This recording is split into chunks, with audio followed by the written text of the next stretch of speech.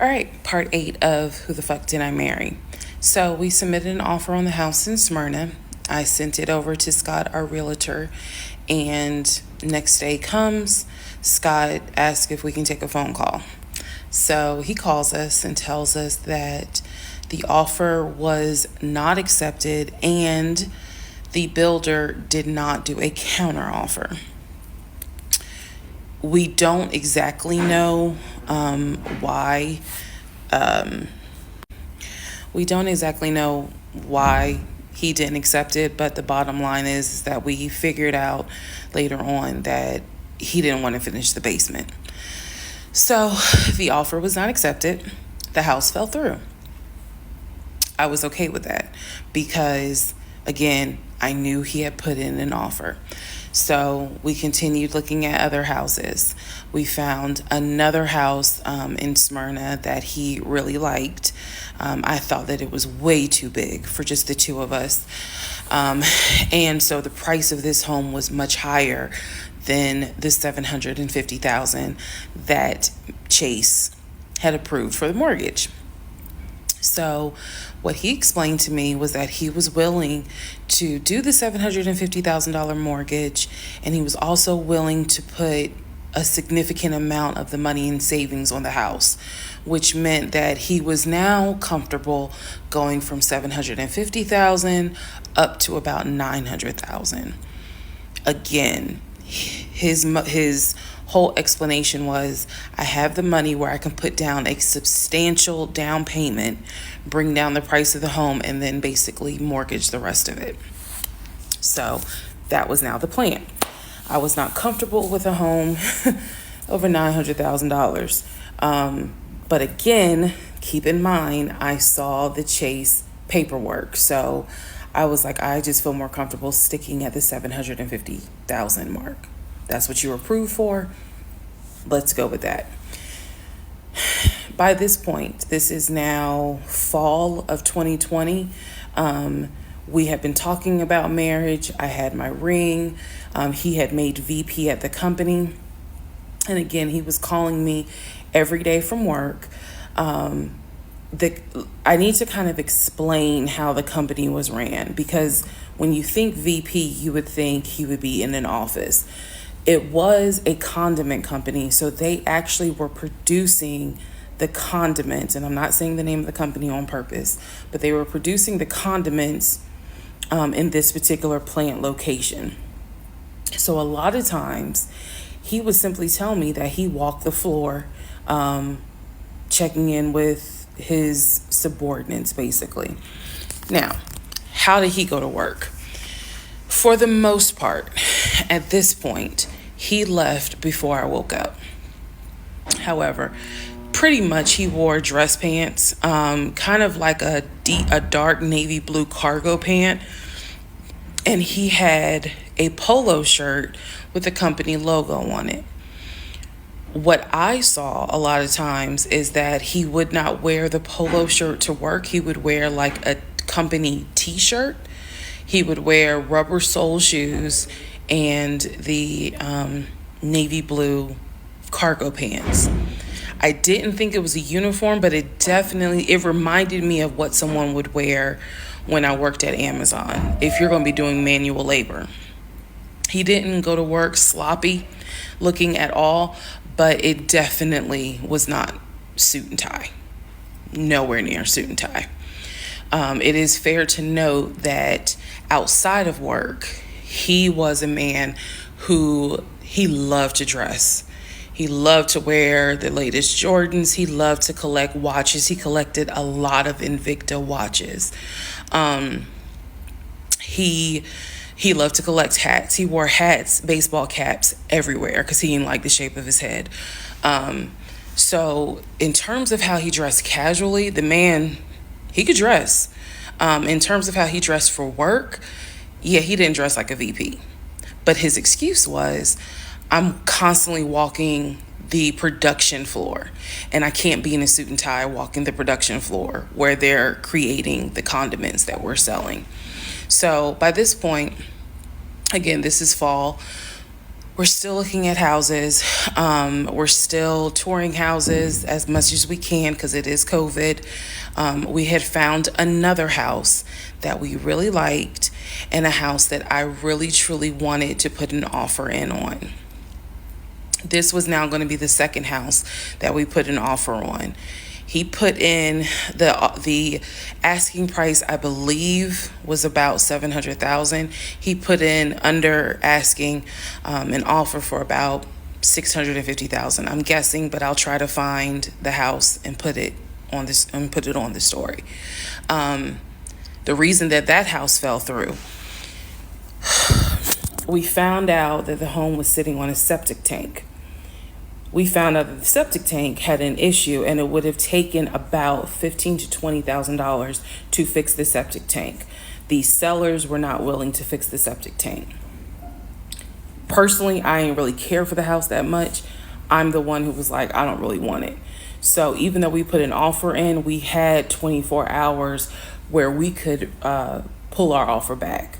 And so we did. Once we found out, I believe it was in the disclosure. And if you're a realtor, please feel free to tell me if I'm using the wrong terminology, but I believe it was in the disclosure that they told us the septic tank needs to be replaced. That's when I was like, nah, I don't want that house. So we pulled out. The house fell through, and so I was fine with it because, again, I was heavily involved. I saw him sign the offer. I knew every step of what was going on. Our real estate agent, Scott, was amazing, but you will see when I get to it where he made a mistake as a real estate agent. So house number 2 fell through.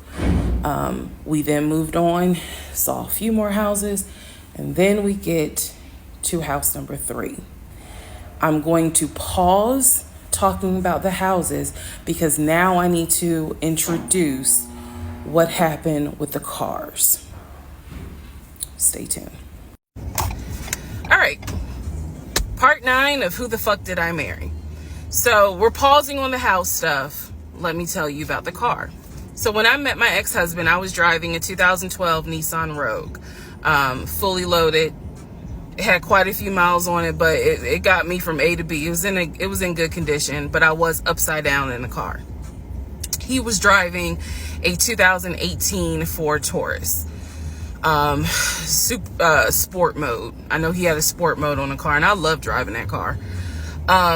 When he told me how he was a regional manager, he told me that one of the perks that came with the job was that he would be getting a company car. And so we spent time going to Range Rover of South Atlanta. We spent time going to Jaguar. We spent time going to BMW. We spent time going to Ford, which was on Mount Zion in Morrow, if you all are familiar with that area. He test drove a whole lot of cars. In the end, he decided on a BMW sedan. I was there when he test drove the car. I got in the car with him. I loved it. And he explained to the salesperson, I'm getting a company car. I need to get a printout of the full price of the car, tax, tag, and title. Because what my company is going to do is wire over the money for the car. The salesperson was like, okay, apparently that happens a lot. So he gave him a printout with the tax, tag, and title for the car. In front of me and the salesperson, he called the person in the finance department for his job. Obviously, I have no idea what this person's name is, but he called the person. He explained to them, this is the amount of money. He said the president of the company, so-and-so, has authorized for him to get a car, not spending more than, I think, $90,000 tax, tag, and title. The BMW came out to just under $90,000. And so I remember this conversation so fucking vividly. So he's on the phone in front. I'm sitting down, the salesperson sitting down at their desk, and he's like, they put me on hold. And so he's like, I guess the person comes back And he says, yeah, the price of the car is blah, blah, blah. He was like, give me a second and I can send you a picture of that printout that shows tax tag and title for the BMW. He gets off the phone. He takes a picture of it. He sends it to whoever. He waits about 10 minutes. He calls the person back. He says, did you get it? Apparently the person did get it. But the person who can actually physically do the wire transfer had gone home for the day. So what he says to the BMW salesperson, he's like, okay, we're going to have to do this tomorrow because so-and-so went home for the day. I don't know who the salesperson is. I can only tell you from my viewpoint what I thought. I had no reason to think this was a lie. I really didn't. Because again, you got to please keep in mind the circumstances that all of this is happening. We're inside the dealership. We're sitting at the desk of this person. He gave us the printout. He's on the phone, doing business, basically saying, look, this is how much money the car is going to cost. He's taking a picture of it. He seemingly is texting someone saying this is how much, this is proof of how much it is. Then he asked the BMW salesperson, I need your wire transfer information. The guy got up, rushed over to, I guess, their finance area to get the bank wire information, because obviously you have to wire it a certain kind of way. Rushes back over, gives it to my ex-husband. My ex-husband's like, okay, first thing in the morning, we will get this wired over, and then, I'll come and pick up the car.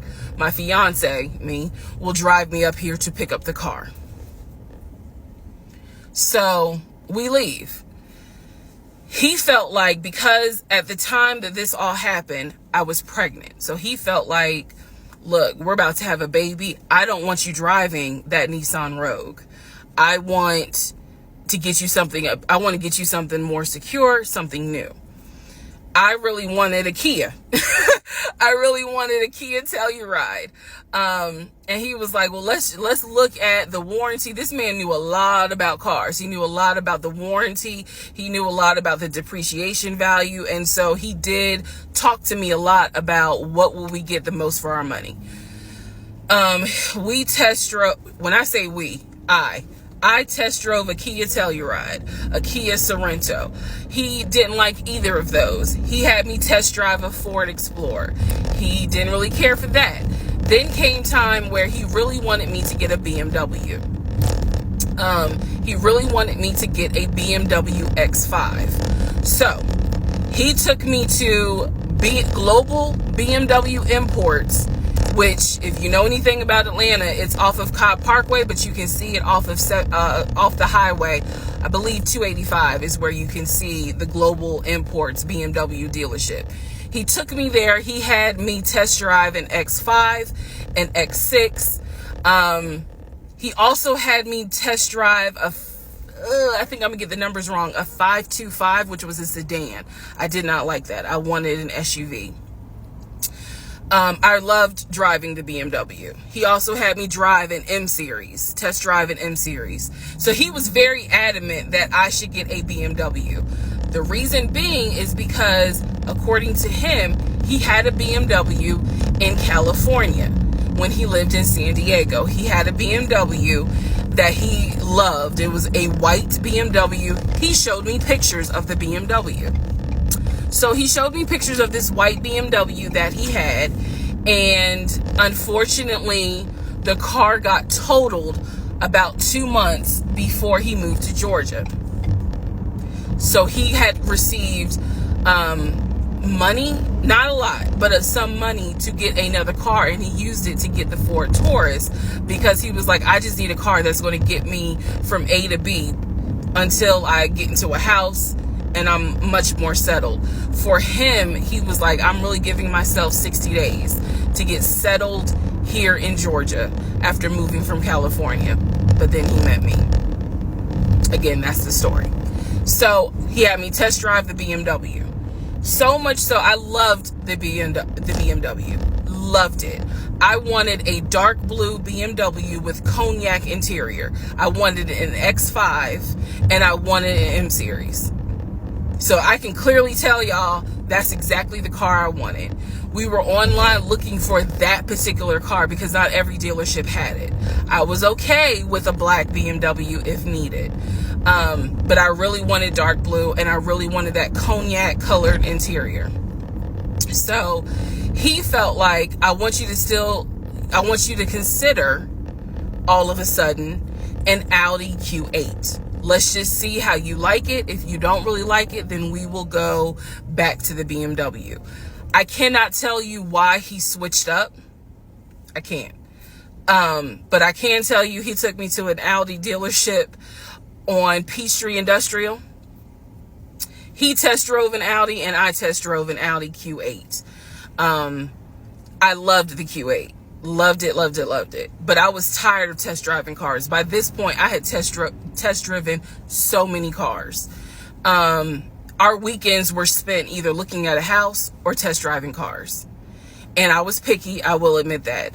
So he had me test drive the Q8. I really liked it. I finally just told him, look, I'm good with either the BMW or the Audi. Because I'm tired of test driving cars.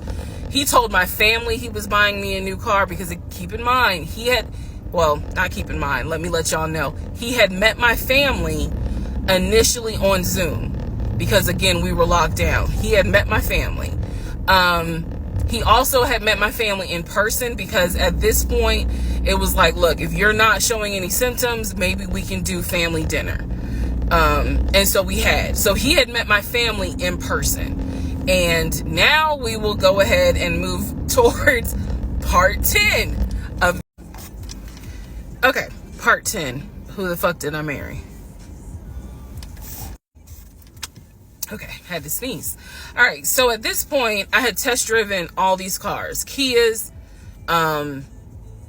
Hell, he even had me test drive a Nissan Murano. But the main two were BMW and an Audi. He had told my grandfather he was getting me a car. He had told my aunt he was getting me a car.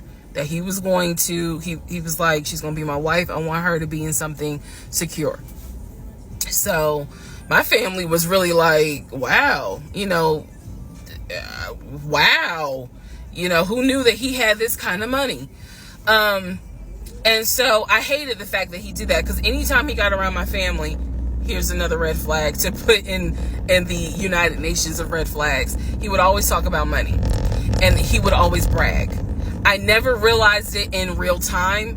I didn't realize it until I was out of the situation. He always bragged about the fact that he could fight, the fact that he had money, and the fact that he played football. Those are the three things he always bragged about. Back to the cars. So I told him, I was like, pick one between the BMW and the Audi, because you said you buying it. So pick one. So this man chose the Audi.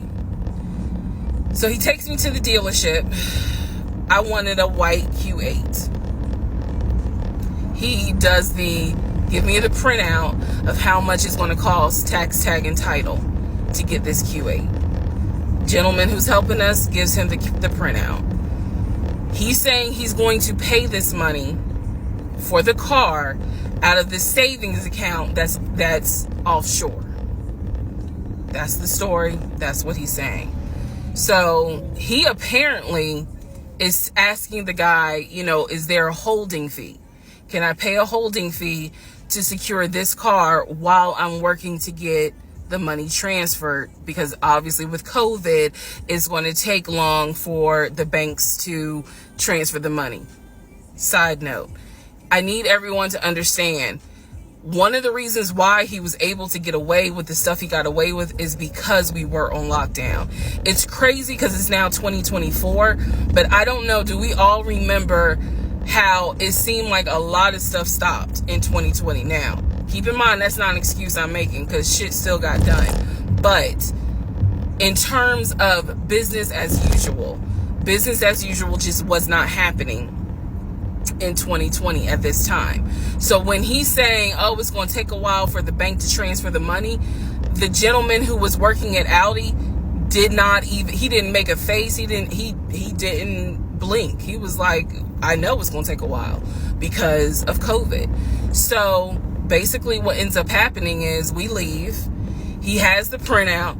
He calls the bank, or he calls his financial advisor, who does have a name. The financial advisor's name is Eric. I feel comfortable using certain people's names, especially if we find out they didn't exist. So he calls Eric. He tells Eric in front of me, hey, I need to transfer $72,526, whatever the amount was, because I'm buying a car for my fiance. This is the bank account information. Do you need me to give it to you over the phone, or do you need me to email it to you? Pause. I can't hear what the person's saying, but that's what he would do. Do you need me to give it to you over the phone, or can I email it to you? Okay. All right, give me a few minutes and I'll go ahead and email it to you. All right, let me know. I'll call you back to find out if you received it. Okay, hang up. So I'm hearing this because, again, I'm not paying attention to, did I hear anybody on the other phone? Did I hear anybody on the other end? So he proceeds to type up an email, type up something, telling him this is the information that we need. I didn't think anything of it. He called me at work the next day. All right. Part 9 of Who the Fuck Did I Marry?